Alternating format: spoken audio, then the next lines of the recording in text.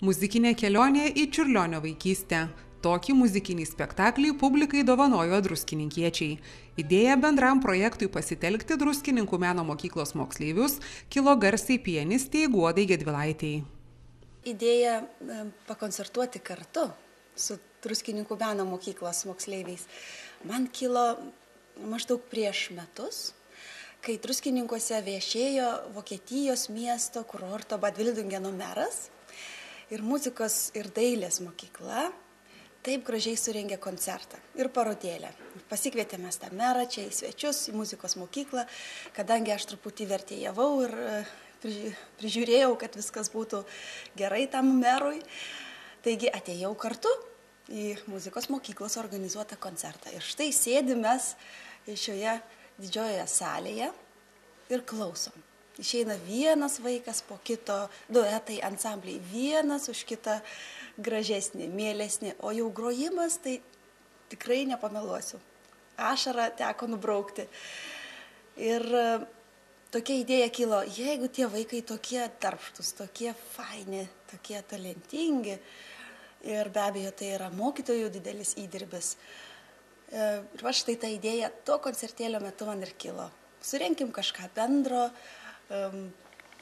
sukurkim pasaką, pastatykim teatrą ir važiuojam į Vilnių, o gal ir kitą miestą, o gal kada nors į Vokietiją. Ir svarbu, kad būtumėm drauge. Ir štai džiaugiuosi, kad dabar jau mes kalbamės koncertui praėjus aukštumoje. Vilnių druskininkai paėmė ir džiaugiuosi tikrai, kad visi pasirodė puikiai, visi esame laimingi ir patenkinti. Na, su jaunaisiais atlikėjais teko galbūt mažiau pabendrauti, daugiau su jų mokytojais, tačiau jų akutėse mačiau, kaip jos žiba, kaip ta scena Vilniaus filharmonijos salė. Tai yra, kaip nori sakyk, vis dėlto pati svarbiausia, pati prestižiškiausia Lietuvos koncertų salė. Taigi toje scenoje būti, koncertuoti, muzikuoti yra kažkas tokio ypatingo. Ir galbūt kelias dienas prieš koncertą tie vaikai dar to nesuvokė. Bet kiek žinau, mokytojai juos taip suėmė ir tikrai jiems paaiškino, papasakojo, kur jie važiuoja ir kur jie stovės, kokioje scenoje. Ir štai jie labai susiėmė, taip susikoncentravo ir taip grojo, jog tikrai gali būti ir Čiurlionio mokyklos Vilniuje lygis.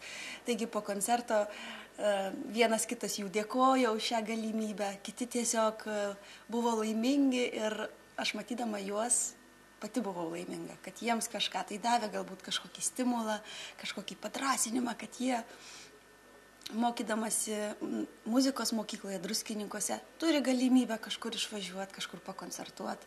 Ir tai yra svarbiausia. Svarbiausia vaikui įtiekti tą meilę muzikai, ką mokytojai kasdien diegia, ką tėveliai turbūt trupučiuką irgi pastiprina namuose. Na, o mano užduotis buvo tiesiog sujungti visus ir praleisti kelis mėnesius drauge. Ir dabar tas džiaugsmas yra visiems malonus prisiminimas. Stengsimės ir ateityje bendradarbiauti. Muzikinė kelionė į Čiurlionio vaikystę filharmonijoje susirinkusių žiūrovus perkelė į XIX amžiaus pabaigos druskininkus, kur tuomet gyveno garsiojo dailininko ir kompozitoriaus Mikalojaus Konstantino Čiurlionio šeima. Teatralizuotame koncerte skambino iš druskininkų kilusi pianistė Guoda Gedvilaitė. Aktoriaus Alekso Kazanavičiaus pasakojamos istorijos, remiantis jauniausios genijaus sesers Jadvygos Čiurlionytės atsiminimais, tarsi nukėlė į tą laikmetį, kai Čiurlionių šeimoje augo ir muzikavo 9 vaikai. Kaip sakė druskininkų Mikalojaus Konstantino Čiurlionio meno mokyklos direktoriaus pavaduotojas Vytautas Andruškevičius, pasirodymas garsiausioje šalies scenoje jauniesiems muzikantams paliko neužmirštamus prisiminimus. Tai neeilinė ta galimybė, nes mokykloje mokosi labai daug mokinių, bet tą galimybę išeiti per tas duris ir atsistoti ir pagroti toj scenoje, kur yra buvę masė pasaulinių žvaigždžių, tai aišku yra garbė, bet kam? Aš joje nesu buvęs toj scenoje. Ir daugelis pedagogų nebuvę, nes tais laikais tokios galimybės nebuvo. Ir dabar, kada gali net vaikai atsidurti tokiai scenai ir prieš tokią publiką, tai yra tikrai yra garbė vaikam, garbė mokyklai, garbė miestui ir tai yra, manau, kad tai yra didžiulė motyvacija patiems vaikams, nes ir kiti, kurie toj scenai nebuvę, jie, aš manau, kad galbūt net ir su pavydu pasižiūri į tos vaikus, kurie tą galimybę turėjo.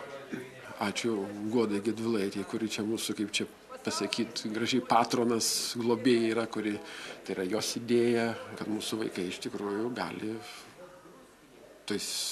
toj aplinkoje, toj scenai pagroti, nes ten iš tikrųjų tai yra didžiulis užimtumas ir toli gražu ten nėra taip paprasta patekti.